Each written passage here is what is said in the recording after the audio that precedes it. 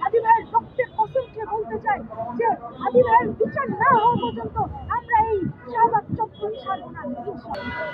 হাদি ভাইকে হত্যার 20 দিন কিন্তু পেরিয়ে গেছে, কিন্তু এখনো হত্যাকারীকে গ্রেপ্তার করতে পারেনি।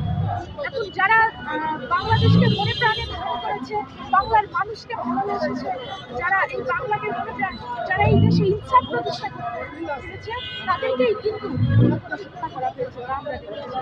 তো হাদি ভাই কিন্তু বলে গিয়েছিলেন যে তাকে বিভিন্ন ধরনের হুমকি ধামকি দেওয়া হচ্ছে, তার জীবনের আশঙ্কা রয়েছে, তাকে হত্যা করাও হতে পারে।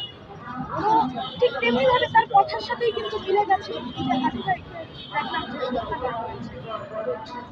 তো এখন বর্তমানে দেখছি যে হাদি ভাইয়ের আরেকটি কথা যে বলেছিলেন যে যদিও তাকে হত্যা করা হয় তাহলে ওই হত্যাকারীকে এনে যেন জনসম্মুখে এসে তাকে বিচারের কাঠগড়ায় দাঁড় করানো হয়, কেন?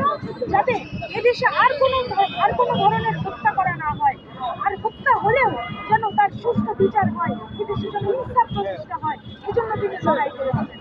তিনি কিন্তু বাংলাদেশ এবং বাংলাদেশের মানুষের সাথে কখনো অন্যায়ের সাথে আপোষ করেন। এখন শাহবাগ চত্বর থেকে